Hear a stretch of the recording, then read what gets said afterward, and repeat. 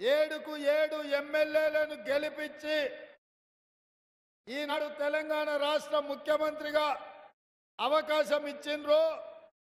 మళ్ళీ ఈరోజు మహబూబ్ నగర్ పార్లమెంటు కాంగ్రెస్ అభ్యర్థిగా మిత్రుడు సోదరుడు వంశీచంద్రెడ్డిని గెలిపించడానికి విచ్చేసినందుకు కాంగ్రెస్ పార్టీ పక్షాన మీ అందరికీ, ఈ ప్రాంత రైతాంగానికి, విద్యార్థులకు, నిరుద్యోగ యువకులకు, దళితులకు, గిరిజనులకు, బలహీన వర్గాలకు, మైనారిటీలకు, మహిళలకు, మా ముదిరా సోదరులందరికీ కూడా హృదయపూర్వకంగా అభినందనలు తెలియజేస్తున్నా. మిత్రులారా, ఇవాళ మీకందరికీ తెలుసు ఈ ఎన్నికలు ఎవరి మధ్యలో జరుగుతున్నాయో. ఈ ఎన్నికలను 70 సంవత్సరాల తర్వాత వెనుకబడిన, వలసలు పోతున్నా, ఆత్మహత్యలు చేసుకుంటున్నా, దాదాపుగా కృష్ణానది జలాలు 52% మొత్తానికి తెలంగాణలో కృష్ణానది జలాల ప్రవాహం 68% ఉంటే అందులో 52% మన జిల్లా నుంచి, మన ప్రాంతం నుంచే నీళ్లు వస్తాయి. కానీ 70 ఏండ్లైనా మన ప్రాజెక్టులు పూర్తి కాలే, మనకు నీళ్లు రాలే. కనీసం నీళ్లు తాగాలన్నా కళ్ళ ముందు నుంచి బిరబిరా కృష్ణమ్మ తరలిపోతుంటే కన్నీళ్లు పెట్టుకొని చూసే పరిస్థితి ఈనాడు మన ప్రాంతానికి దాపురించింది. దీనికి కారణం ఆనాడు ఉమ్మడి రాష్ట్రంలో సమైక్య పాలనలో ఆంధ్ర ప్రాంతానికి సంబంధించిన ప్రజాప్రతినిధులు అని తెలంగాణ ఉద్యమంలో మనం నిందించినాం.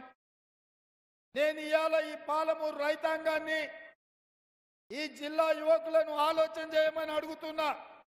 10 సంవత్సరాలు వచ్చిన తెలంగాణ రాష్ట్రంలో చంద్రశేఖరరావు ముఖ్యమంత్రిగా ఎందుకు మన కల్వకుర్తి ఎత్తిపోతల పూర్తి చేయలే?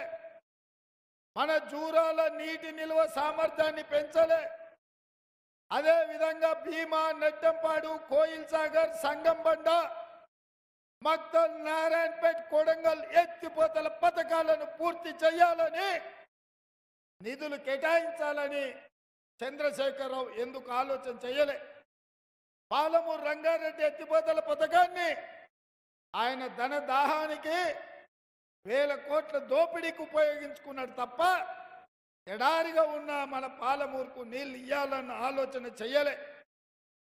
ఏది ఏమైనా మీరు కష్టపడి దేవుడి ఆశీర్వాదంతో మీ బిడ్డ, మీ ప్రాంతం వాడు 70 సంవత్సరాల తర్వాత ముఖ్యమంత్రి అయ్యి ఈ ప్రాంత ప్రాజెక్టులను పూర్తి చేయాలని, పాలమూరు రంగారెడ్డి ఎత్తిపోతలను జాతీయ ప్రాజెక్టు తేవాలని, సంగం బండలో ఉన్న బండను వలగొట్టి 10 గ్రామాలకు నీళ్లు ఇయ్యాలని, మక్తల్, నారాయణపేట, కొడంగల్ ఎత్తిపోతల పథకాన్ని 4000 కోట్లతో 1,30,000 ఎకరాలకు నీళ్లు ఇవ్వాలని అనుమతులు ఇచ్చి టెండర్లు పిలిచి కార్యాచరణ ముందుకు తీసుకొని వెళ్తుంటే మనకు మహబూబ్ నగర్ రాయచూర్ రోడ్డు కాంట్రాక్టర్ల చేతిలో చిక్కిపోయి పూర్తి కాకుండా ఉంటే, మన కృష్ణా వికారాబాద్ రైల్వే లైన్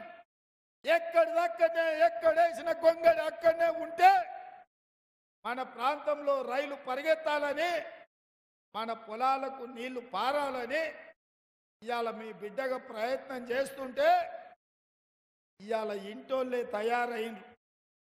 ఢిల్లీ సుల్తాన్లకు బానిసలుగా మారి పొట్లో కత్తి పట్టుకొని పాలమూరు బిడ్డను అంతమొందిస్తేనే వాళ్ళ రాజ్యం నడుస్తుంది, వాళ్ళ పబ్బం గడుస్తుంది అని ఇవాళ ఈ ప్రాంతం వాళ్ళే తయారైండ్రు. ఇవాళ ఈ మక్తల్ నియోజకవర్గ టిఆర్ఎస్ కార్యకర్తల్ని, నాయకుల్ని నేను అడుగుతున్నా, బంగ్లా రాజకీయానికి మీ భవిష్యత్తును తాకట్టు పెడుతున్న మాట వాస్తవం కాదా?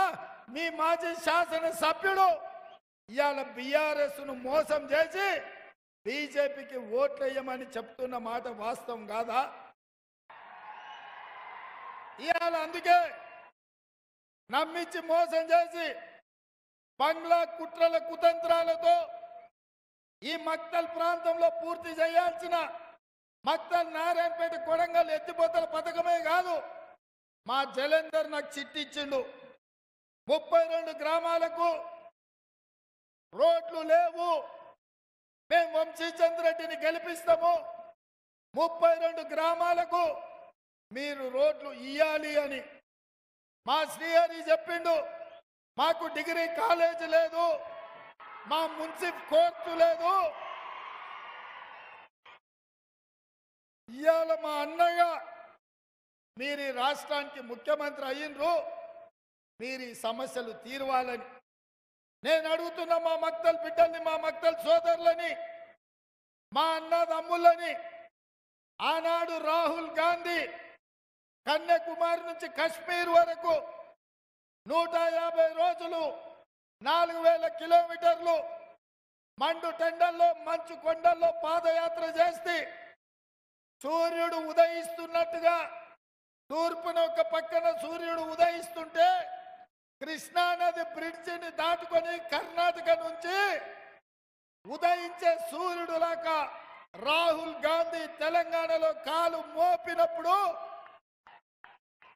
ఆ ఎల్ల మీ నాయకుడు శ్రీహరి నాయకత్వంలో వేలాదిగా ఈ మక్తల్ బిడ్డలు వచ్చి రాహుల్ గాంధీకి స్వాగతం పలికి కృష్ణమ్మ పరవళ్ళు తొక్కుతూ రాహుల్ గాంధీని ఆహ్వానిస్తూ మీ గుండెల్లో పెట్టి చూసుకొని మీ భుజాల మీద మోసిండ్రు. నాకింకా కళ్ళల్లో కదులుతుంది. ఆ రోజు నాకు భయం ఉండే, పొద్దునే 7ంటికి రాహుల్ గాంధీ వస్తే ఆ పక్కన బోసరాజు గారు రవిరాజు గారు పొద్దునే మీ బ్రిడ్జ్ మీదకి తెచ్చి మీకు అప్పచెప్తాం, ఆ పైన మీ ఇష్టం, మేము కర్ణాటకలో బ్రిడ్జ్ అవతల నుంచి అటే పోతాం అన్నారు. రాత్రంతా నాకు నిద్ర లేకుండే, మా శ్రీహరి నిద్ర పోనీయలే.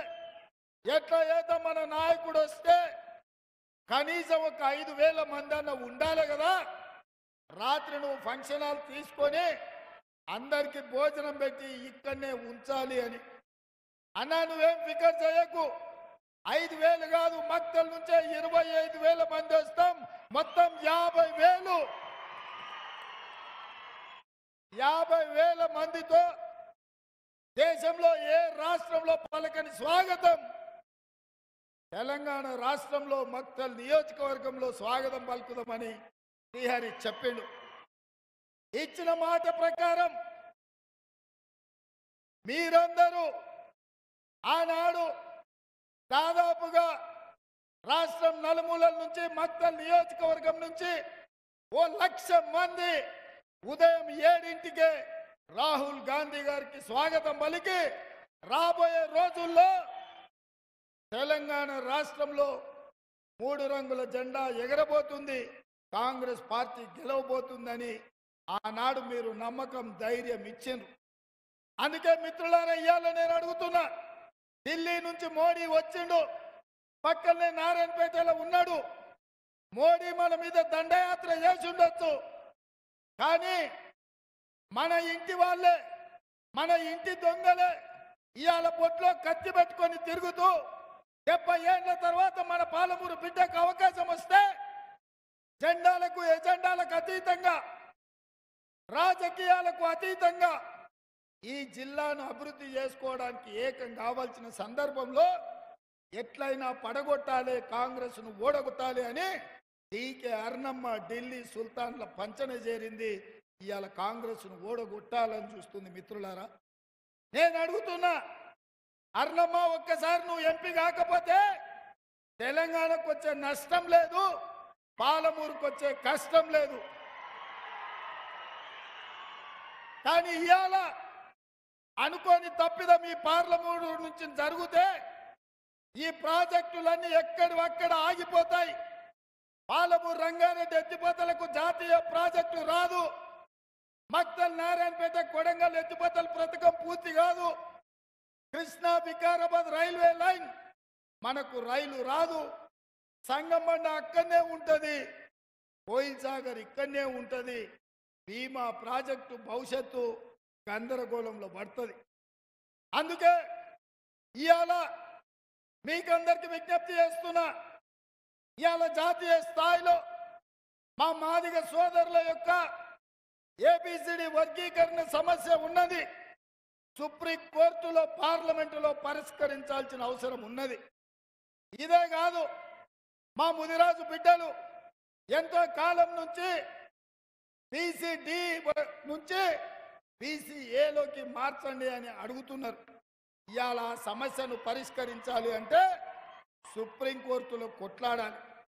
మీ 32 గ్రామాలకు రోడ్లు కావాలన్నా, మీ మున్సిపల్ కోర్టు పూర్తి కావాలన్నా, మీ డిగ్రీ కాలేజీ రావాలన్నా, మాదిగ ఉపకులాల ఏబిసిడి వర్గీకరణ జరగాలన్నా, ముదిరాజ్ సోదరులు ఏ కేటగిరీలోకి రావాలన్నా, మా వాల్మీకి బోయలు ఎస్టీ జాబితాలో చేరాలన్నా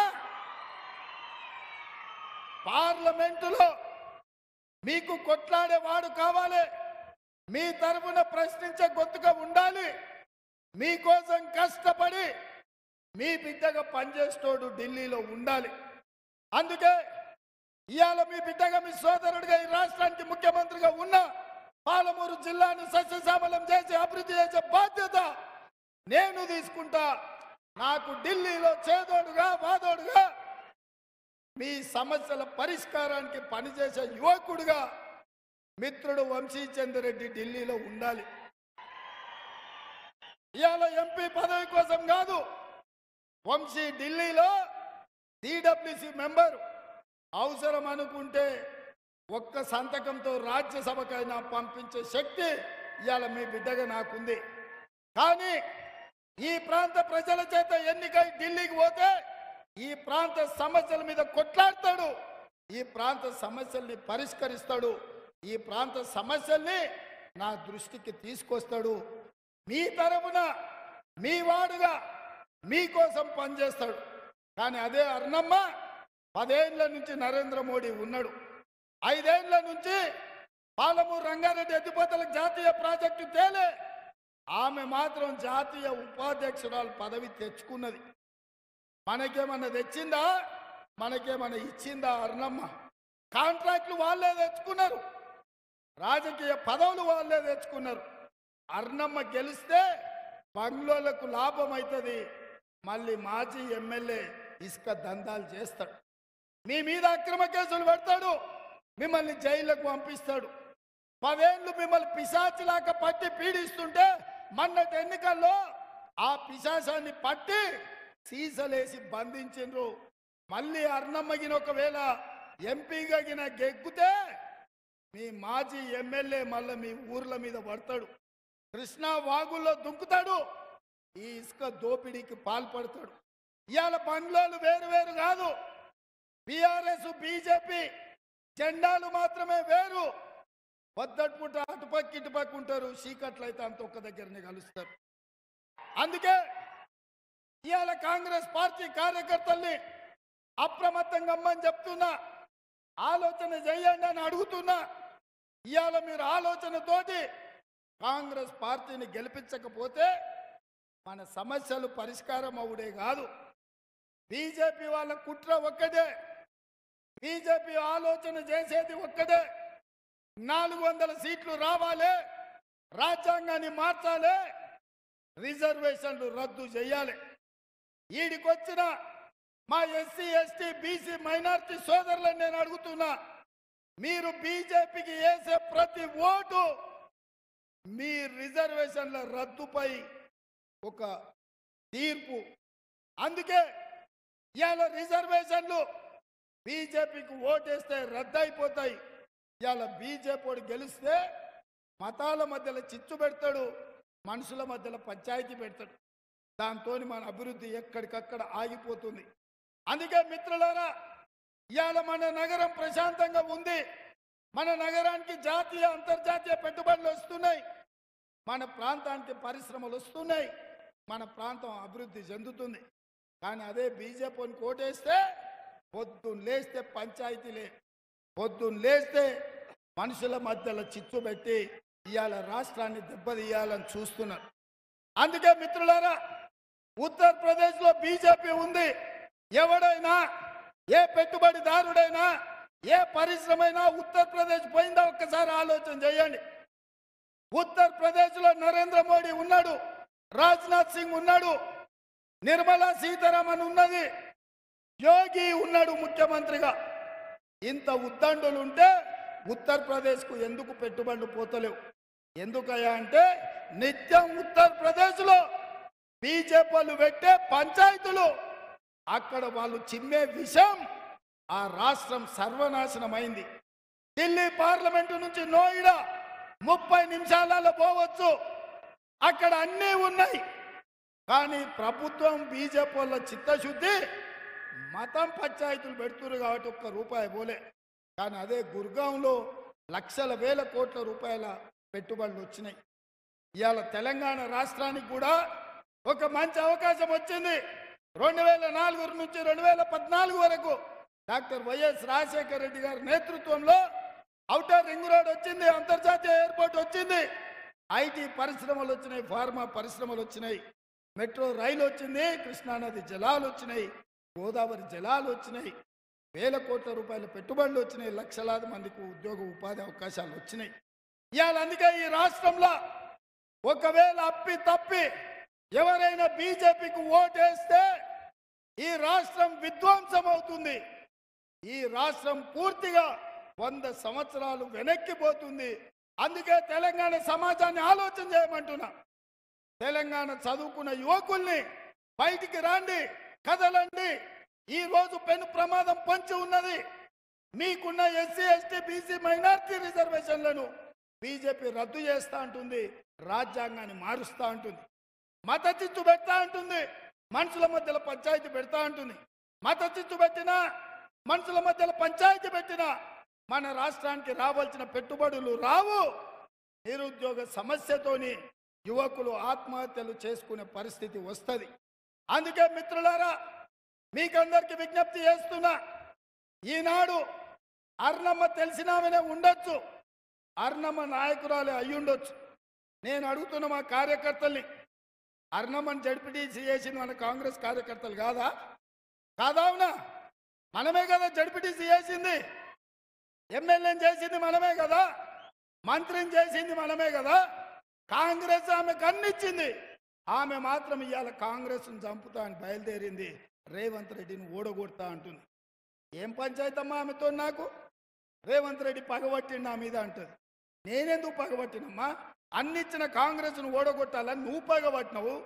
పామోలే నువ్వు కాటేయాలని చూస్తున్నావు మా కాంగ్రెస్ కార్యకర్తల్ని. ఎన్ఎస్యూ అధ్యక్షుడిగా, యూత్ కాంగ్రెస్ అధ్యక్షుడిగా, ఎమ్మెల్యేగా, సిడబ్ల్యూసీ మెంబర్గా, జాతీయ కార్యదర్శిగా వంశీచంద్ర రెడ్డి 3 రంగుల జెండా మోసి యుక్త వయసును మొత్తాన్ని పార్టీకి దారపోసి పనిచేసిండు. ఇవాళ యువకుని వంశీచంద్ర రెడ్డిని గెలిపించాల్సిన బాధ్యత నాది కాదా? పిసిసి అధ్యక్షుడిగా, ఈ రాష్ట్ర ముఖ్యమంత్రిగా ఒక కాంగ్రెస్ పార్టీ కార్యకర్తను ఇవాళ పార్లమెంటుకు పంపిస్తే కాంగ్రెస్ గౌరవం పెరుగుతుంది కదా. ఇదే కదా నా తాపత్రయము. బంగ్లా రాజకీయాలను, బంగ్లా చీకటి ఒప్పందాలను ఛేదించాలని ఇవాళ నేను ప్రయత్నం చేస్తున్నా. అందుకే మిత్రులారా, ఇవాళ వేలాదిగా తరలి వచ్చిన మా మక్తల్ నియోజకవర్గ ప్రజల నా విజ్ఞప్తి ఒక్కటే. మీ ముదిరాజులని ఏ గ్రూపులో చేర్చాలన్నా, మాదిగల వర్గీకరణ జరగాలన్నా, మీ మున్సిపల్ కోర్టు రావాలన్నా, మీ డిగ్రీ కాలేజీకి పూర్తి కావాలన్నా, మీ 32 గ్రామాలకు రోడ్లు రావాలన్నా, పాలమూరు రంగారెడ్డి ఎత్తిపోతల పూర్తి కావాలన్నా, మక్తల్ నారాయణపేట కొడంగల్ ప్రాజెక్టు పూర్తి చెయ్యాలన్నా, సంగంబండ మక్ ప్రాజెక్టు లాంటివి పూర్తి చెయ్యాలి అని అంటే వంశీచంద్ర రెడ్డిని గెలిపించాలి. వంశీచంద్ర రెడ్డి గెలిచినప్పుడే మీ బిడ్డగా ఈ మహబూబ్నగర్లో, నాగర్ కర్నూలు మహబూబ్నగర్ గెలవకపోతే ఏమంటారే? రేవంత్ రెడ్డి సొంత ఊర్లోనే గెలవలే. పెద్దలు ఏమన్నారు? ఇంట్లో గెలిచి రచ్చ గెలవాలన్నారు. నేనేం అడుగుతున్నా సోదరులారా మిమ్మల్ని, 70 ఏళ్ళు ఎవడెవడికో వేసినాం, వలస వచ్చిన కేసీఆర్కి వేసినాము, బీజేపీ వాళ్ళకి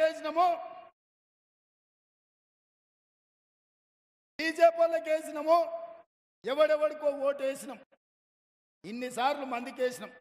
ఈసారి మనం వేసుకుందామని నేను అడుగుతున్నా. మన ఓటు మనం వేసుకుందాం, మన ఆత్మగౌరవాన్ని మనం నిలబెట్టుకుందాం, మన పాలమూరును మనం గెలిపించుకుందాం, మన పాలమూరును మనం అభివృద్ధి చేసుకుందాం. నేను వేరు మీరు వేరు కాదు, నేనే మీరు మీరే నేను, మీలో ఒకరిని, మీ బిడ్డను జడ్పీటీసీగా ఈ మొక్క నాటే 17 ఏళ్లలో ఈ రాష్ట్రానికి ముఖ్యమంత్రి అయినా.